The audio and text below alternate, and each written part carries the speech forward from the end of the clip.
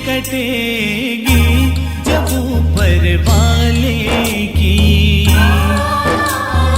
चिट्ठी कटेगी जब ऊपर वाले की, रात तेरी उड़ जाएगी, कर्म सामने आएंगे, तू कुछ ना कर पाएगा। चिट्ठी कटेगी जब ऊपर वाले की, चिट्ठी कटेगी जब ऊपर वाले की।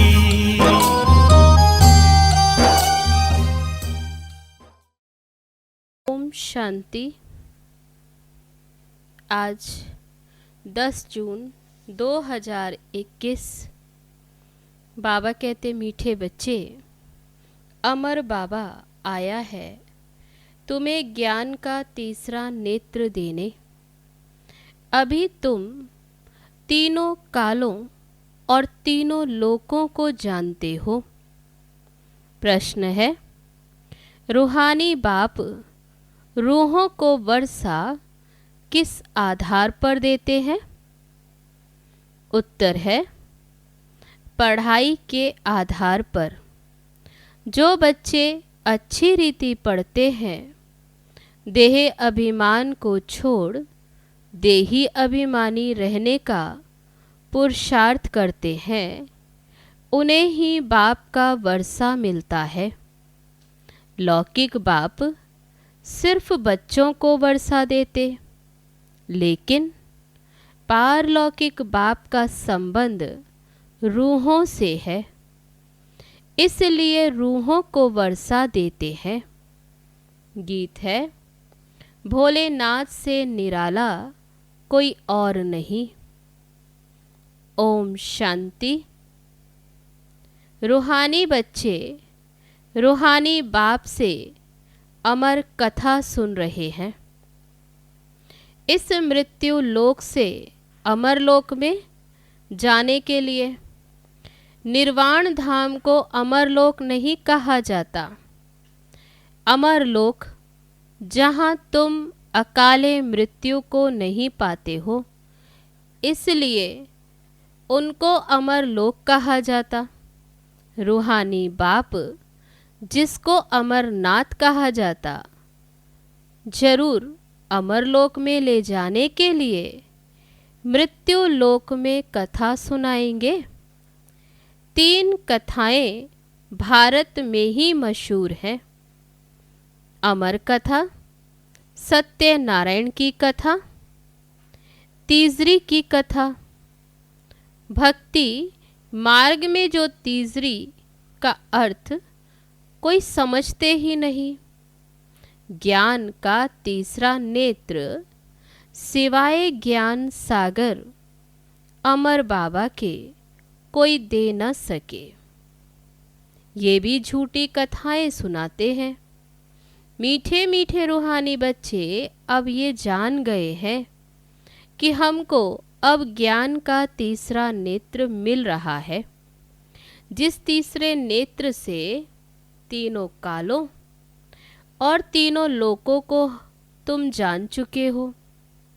मूल वतन, सूक्ष्म वतन, स्थूल वतन के आदि मध्य अंत को भी जान चुके हो।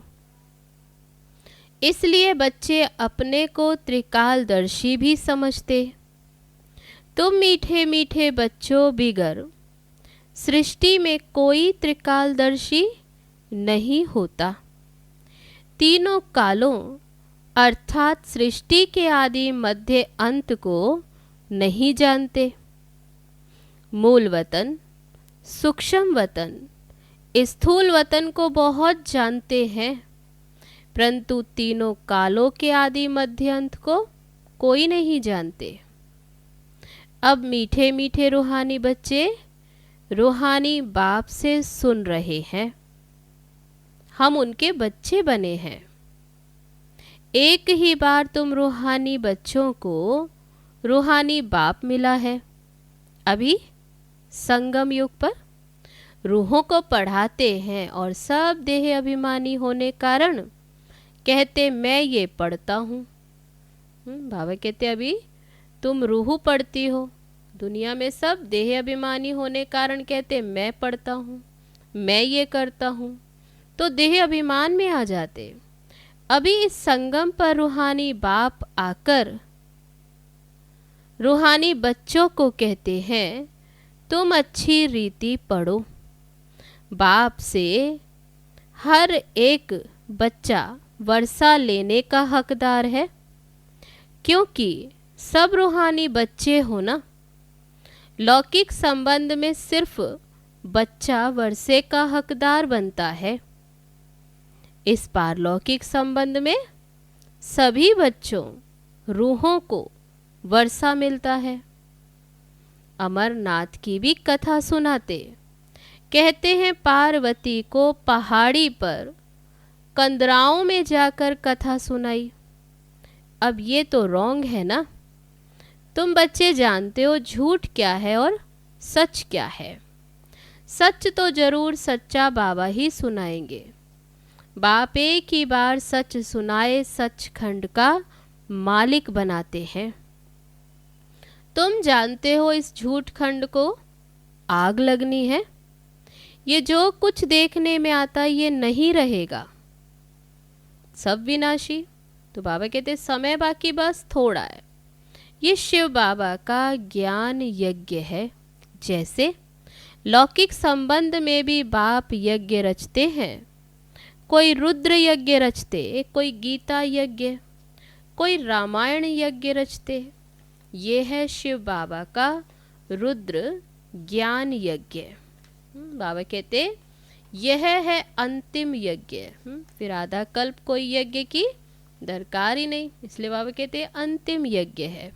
तुम जानते हो हम अमरपुरी में जा रहे हैं, बाकी थोड़े मिनट का अब रास्ता है। कोई भी मनुष्यों को ये पता नहीं, वह तो कह देते मृत्यु लोक से अमरलोक में जाने के लिए 40,000 वर्ष अभी पड़े हैं। अमरलोक सत्युग को कहा जाता। तुम बच्चों को अभी बाबा सन्मुख बैठ अमर कथा, तीसरी की कथा, सत्यनारायण की कथा सुना रहे हैं। भक्ति मार्ग में क्या क्या होता वह तो देखा। भक्ति मार्ग का कितना विस्तार है। जैसे झाड़ का बड़ा विस्तार होता, वैसे ही भक्ति का भी बड़ा कर्म कांड का झाड़ है। यज्ञ, व्रत, नेम, जप, तप आदि कितना करते। इस जन्म के भक्त तो बहुत बैठे हैं, मनुष्यों की वृद्धि होती रहती। तुम भक्ति मार्ग में आए हो, तब से फिर दूसरे धर्म स्थापन हुए, तो हर एक का अपने धर्म से कनेक्शन है। हर एक की रस्म रिवाज अलग है। भारत अमरपुरी था। तब बाबा कहते भारत अमरपुरी था, अभी भारत मृत्यु लोक है। तुम आदि सनातन देवी देवता धर्म वाले थे, परंतु अब पतित होने के कारण तुम अपने को देवता कहला नहीं सकते। ये तुमको भूल गया है कि हम 100 देवता थे। जैसे कहते हैं क्राइस्ट ने हमारा धर्म स्थापन किया, तो हमारे क्रिश्चियन चले आए। ऐसे नहीं कि यूरोपियन धर्म के हैं। वैसे तुम हिंदुस्तान में रहने वाले अथवा भारत में रहने वाले देवी देवता धर्म के हो, परंतु अपने को देवता कहला नहीं सकते। समझते हो हम तो पापी हैं, नीच हैं, कंगाल हैं, विकारी हैं। भक्ति मार्ग में मनुष्य दुखी होते हैं तो बाप को ही पुकारते।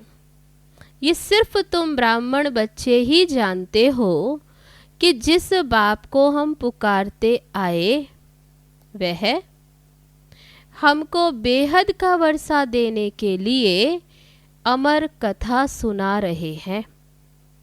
हम अमरपुरी के मालिक बनने वाले हैं। अमरपुरी को स्वर्ग कहा जाता। तुम कहेंगे हम स्वर्गवासी बनने के लिए पुरुषार्थ कर रहे हैं। कलयुग में मनुष्य मरते हैं तो कहते हैं स्वर्गवासी हुआ। अब उसने कोई स्वर्ग में जाने के लिए पुरुषार्थ थोड़ी किया। बाबा पूछते, क्या उसने स्वर्ग में जाने का पुरुषार्थ किया? तुम तो अभी पुरुषार्थ कर रहे हो अमरपुरी वैकुंठ में जाने के लिए। पुरुषार्थ कराने वाला कौन? अमर बाबा, जिसको अमरनाथ भी कहा जाता। इस यज्ञ को पाठशाला भी कहा जाता। दूसरे कोई पाठशाला को यज्ञ नहीं कहा जाता। तब बाबा कहते हैं यज्ञ भी है और पाठशाला भी। यज्ञ अलग रचे जाते हैं दुनिया में तो। तब बाबा कहते हैं यज्ञ अलग है, जिसमें ब्राह्मण लोग बैठ मंत्र पढ़ते हैं। बाप कहते ये तुम्हारा कॉलेज भी है और यज्ञ भी है, दोनों इकट्ठे हैं। तुम जानते हो इस ज्ञान यज्ञ से विनाश ज्वाला प्रज्वलित हुई। इसमें ही सारी दुनिया स्वाहा हो जानी है, फिर से नई दुनिया बननी है। इसका नाम ही है महाभारी महाभारत लड़ाई। इस जैसी लड़ाई और कोई होती नहीं। कहते हैं युद्ध में मूसलों से लड़ाई हुई। तुम्हारे साथ लड़ाई तो है नहीं। इसको महाभारत लड़ाई क्यों कहते हैं? बाबा पूछते फिर महाभारत लड़ाई क्यों? भारत में तो एक ही धर्म होता है, मौत तो बाहर है, यहाँ लड़ाई की कोई बात नहीं। बाबा समझाते हैं तुम्हारे लिए नई दुनिया चाहिए तो जरूर फिर पुरानी दुनिया का तो विनाश होगा। तुम बच्चों की बुद्धि में विराट रूप का भी सारा ज्ञान है। ये भी समझते हो जो कल्प पहले आए थे वही आएंगे देवता बनने के लिए, तो वही पढ़ाई पढ़ेंगे। तो बाबा कहते हैं अभी तुम जानते हो ये बुद्धि का काम है। हम जितने ब्राह्मण बने हैं अब फिर देवता बनेंगे। प्रजापिता ब्रह्मा भी गाया हुआ है। परम पिता परमात्मा ब्रह्मा द्वारा मनुष्य सृष्टि रचते हैं, इसलिए ब्रह्मा को प्रजापिता कहते। परंतु कैसे कब रचते ये कोई भी नहीं जानते। क्या शुरू में मनुष्य नहीं है जिनको रचते हैं? बुलाते हैं हे पतित पावन आओ। तो जब मनुष्य पतित होते हैं तब तो बाप आते हैं दुनिया को बदलने।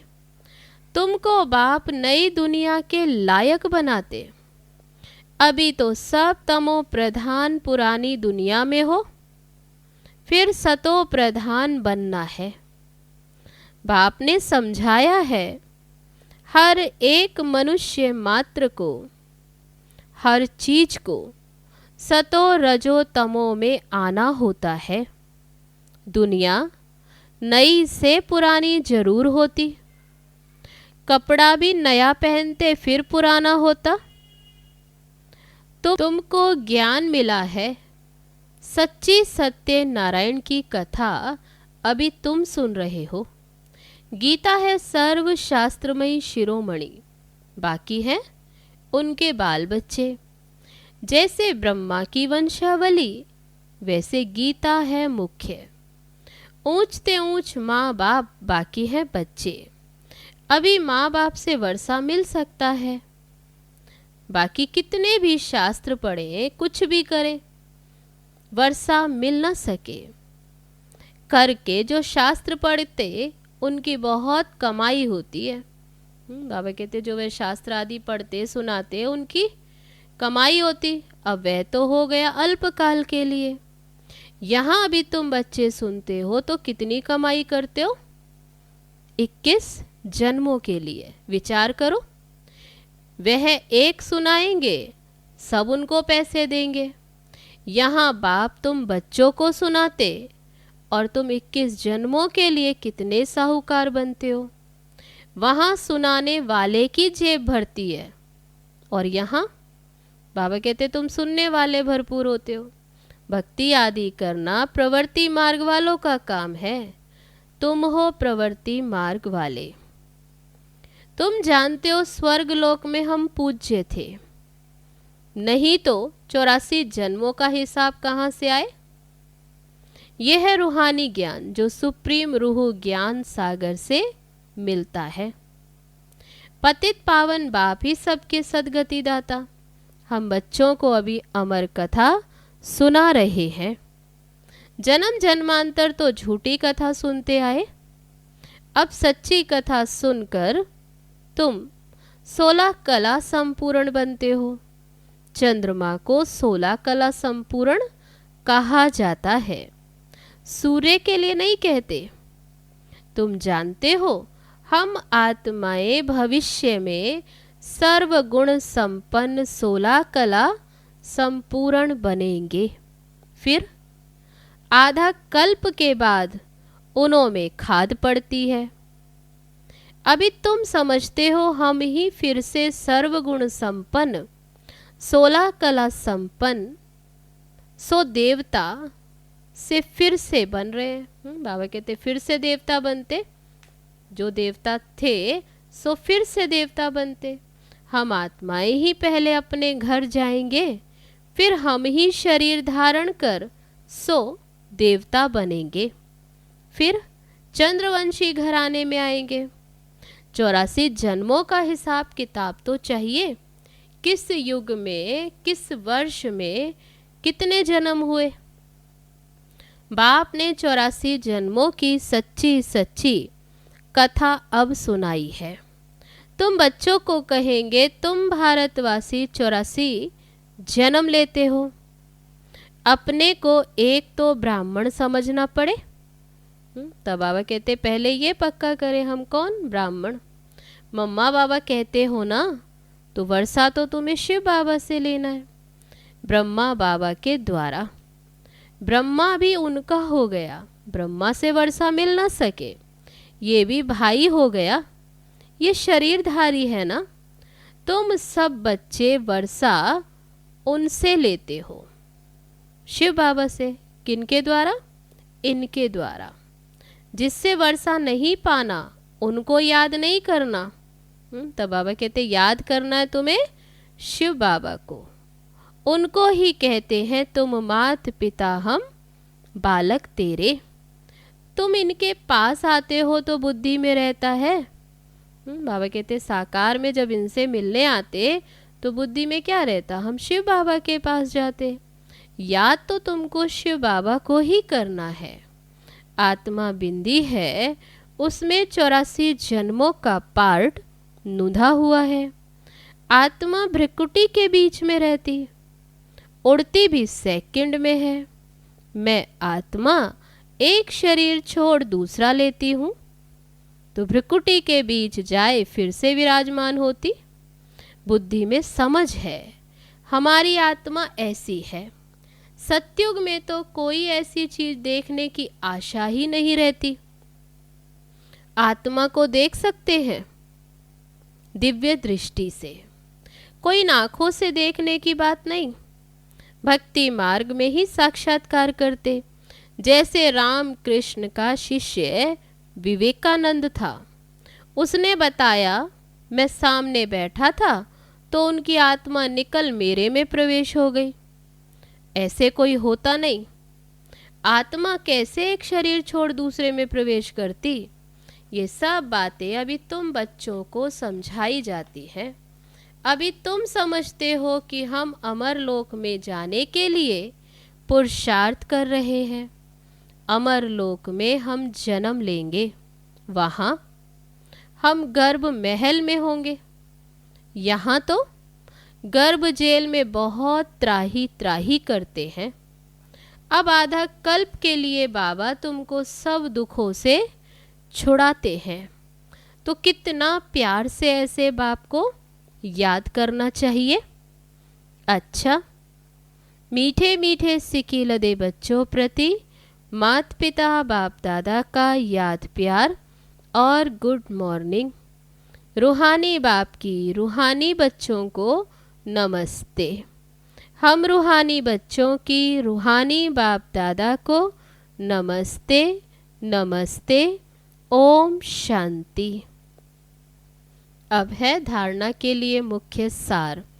पहली पॉइंट है, स्वयं को रूह समझ, रूहानी बाप से पढ़कर पूरा वर्षा लेना है।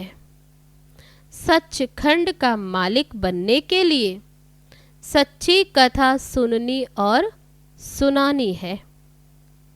दूसरी पॉइंट, जिस बाप से बेहद का वर्षा मिलता है उसे ही याद करना है, किसी देहधारी को नहीं। इस पुरानी दुनिया को आग लगनी है, इसलिए इसे देखते भी नहीं देखना है। अब है आज का वरदान।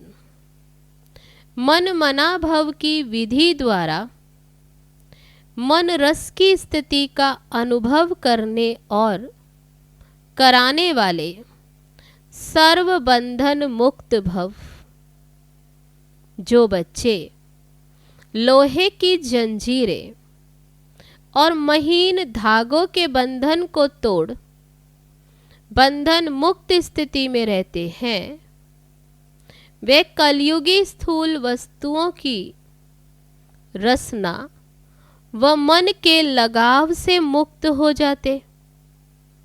उन्हें देह अभिमान व देह के पुरानी दुनिया की कोई भी वस्तु जरा भी आकर्षित नहीं करती।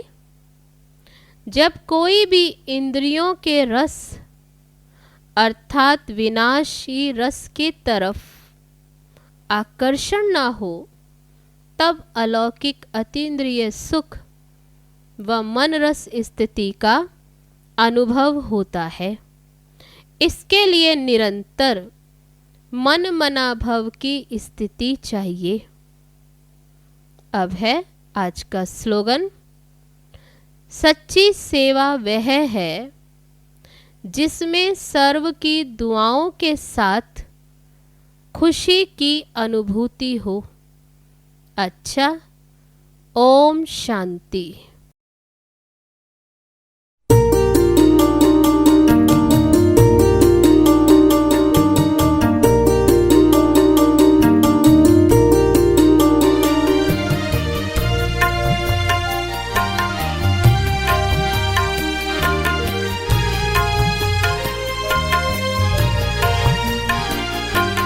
मन में बसा है बाबा मेरे, वो मेरा संसार है। मन में बसा है बाबा मेरे, वो मेरा संसार है। सब कुछ उसी पे करके हवाले, सब कुछ उसी पे करके हवाले, सब कुछ उसी पे निसार है। मन में बसा है बाबा